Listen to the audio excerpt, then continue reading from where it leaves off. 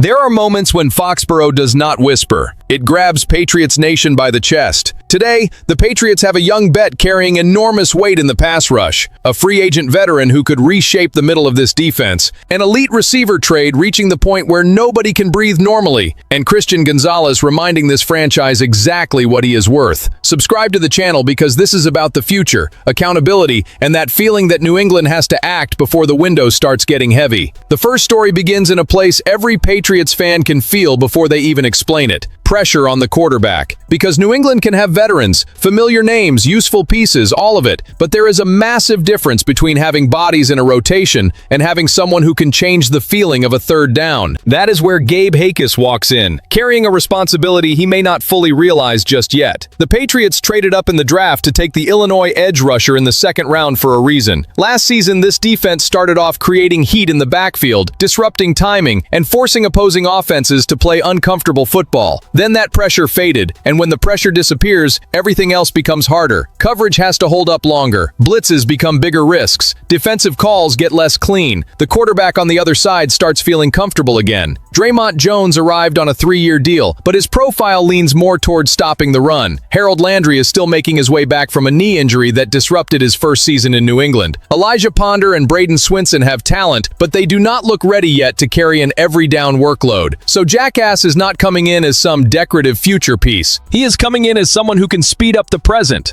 What really sticks with me is the type of player Elliott Wolf described: toughness, determination, grit, heavy snap volume, chasing the football, willingness to take on blockers. That is not just empty talk in Foxborough. That is almost a checklist for surviving in a Mike Vrabel defense.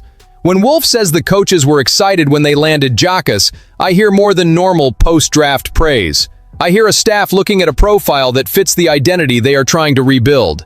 Of course, there is the part that has the fan base watching closely. Jacas did not participate in rookie minicamp, and he was not at the first open OTA. Right now, that does not need to become panic. There is no public report of a long-term injury, so reaching any major conclusion would be pure guessing. But if this carries into July and August, the conversation changes.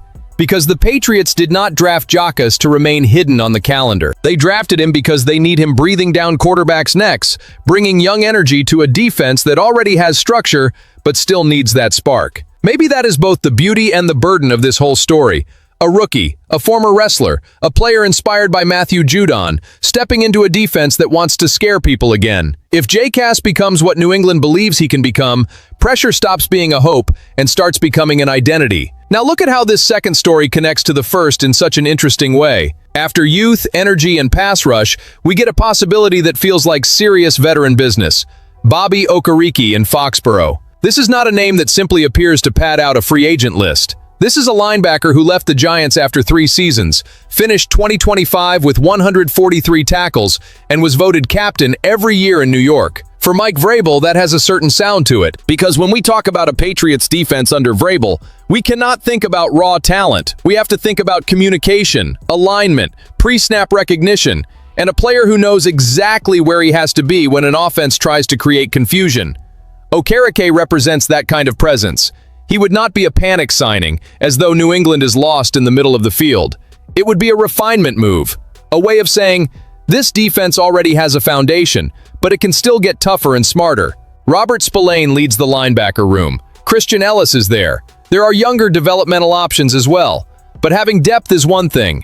Adding another experienced, productive defender who is used to carrying real responsibility in the heart of a defense is something different. In January, when games tighten up and the opposing offense starts testing patience, gaps, and discipline, that kind of player matters a whole lot. The financial fit also makes this conversation feel more realistic. Because Okereke was released by the Giants, the Patriots would not have to surrender a draft pick. This is not some massive trade. It is not a package that strips away the future. It would come down to the contract, the medical evaluation, his role, and whether the player wants to join a project that carries real weight again in the AFC. From Okereke's side, New England makes plenty of sense too. Drake Maye changed the outlook of this franchise. Vrabel brought back a tougher identity. The Patriots no longer feel like a team desperately searching for direction. They feel like a team climbing, For a veteran who wants meaningful snaps on a competitive roster, that can absolutely be attractive. The question for this fan base is simple, and it is very human. How many linebackers are enough when you are trying to chase a title? You can absolutely trust the current group, but Okereke would add leadership, tackling,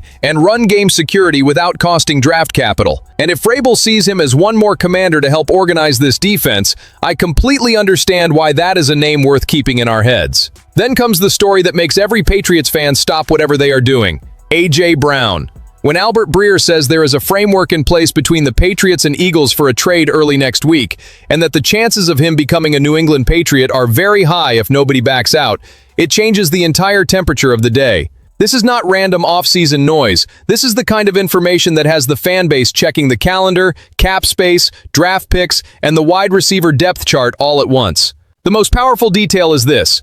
Breer talked about a framework, a base for a deal, with the terms still being worked out. At the same time, Josina Anderson reported that the Patriots and Eagles have been working through the total trade compensation, while Ian Rappaport said the two sides were not especially close and that this could drag on. So the situation has that classic big negotiation feeling.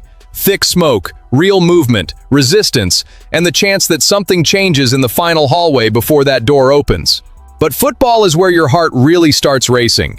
A.J. Brown would give the Patriots something this franchise has spent years searching for. A true number one wide receiver. A player who changes coverage. A player who makes a safety hesitate. A player who gives Drake Maye a physical answer when a play breaks down. A player who turns 3rd and 8 into a real battle, not a prayer. Brown has the production, the 1,000-yard seasons, the touchdowns, the Pro Bowls, and the presence. He does not step into a room as a complimentary piece. He walks in and changes the entire hierarchy. Then you have the Vrabel layer. Brown became an NFL star under Mike Vrabel in Tennessee. That connection does not guarantee anything, but it does help explain why New England may believe it knows exactly what kind of competitor it would be getting. It is not just about tape. It is about personality, standards, experience, and expectations. Vrabel knows the player. Brown knows the kind of environment Vrabel creates. The price is where this fan base starts to split. A future first-round pick, possibly in 2028, is heavy.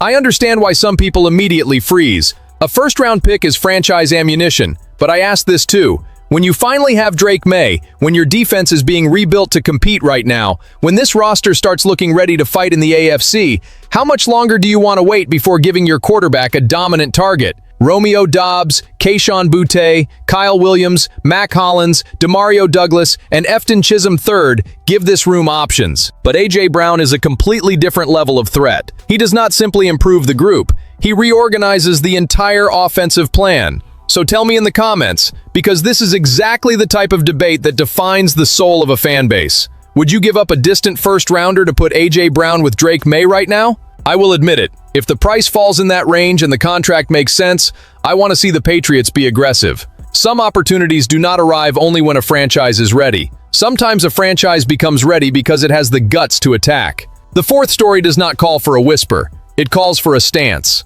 Christian Gonzalez was not at last week's open OTA, and honestly, from the player's side of things, it is hard to act surprised. Voluntary practice in May for a cornerback who became an All-Pro, made the Pro Bowl, had his fifth-year option picked up, and is looking at a massive contract? I completely understand why he would not put his body at risk for a workout that is not mandatory. And I am going to defend Gonzalez here without attacking the Patriots, because both things can be true at the same time. New England needs him. Not only in 2026, they need him as a symbol of what this new era is supposed to become. You draft a premium talent, he turns into one of the best defenders in the league at any position. He delivers on the biggest stage, locks down elite receivers in the Super Bowl, breaks up passes that could have become devastating touchdowns, and then the franchise has to do its part. The Patriots already have contractual control through 2027 with the fifth-year option, which puts his salary at $18.1 million for that season. But control is not the same as commitment.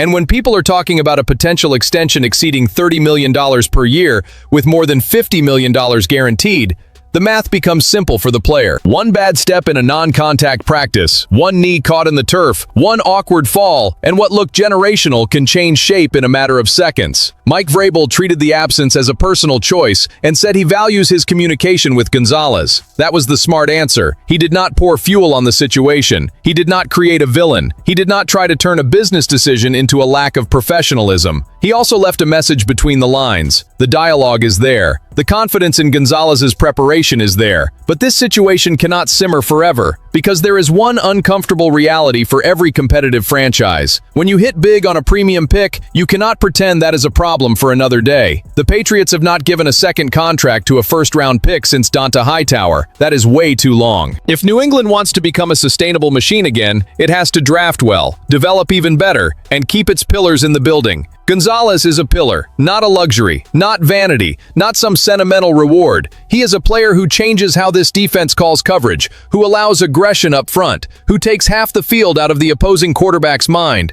And the longer the Patriots wait, the bigger that price may become. Paying early can feel expensive. Paying late can become punishment. So, for me, this is the clearest demand of the day. Respect the talent you found. Pay the player who became a star inside your own building. Because if Foxborough wants to compete for Super Bowls again, Christian Gonzalez has to be treated as a central piece of that path, not a negotiation to shove aside until discomfort becomes a storm. When you step back, all four stories point toward the same feeling. The Patriots have reached the stage where every decision carries more weight. Jacas needs to become an impact player. Okereke appears as a possible extra leader. A.J. Brown could change the ceiling of this offense. And Gonzalez reminds the franchise that a homegrown star has to be protected. This is Foxborough dealing with big team business again, with hard choices, serious money, and real expectations. If you want to follow every turn of this offseason with me, subscribe, hit that like button, and comment which move you would make first. Because this is no longer about waiting, it is about acting.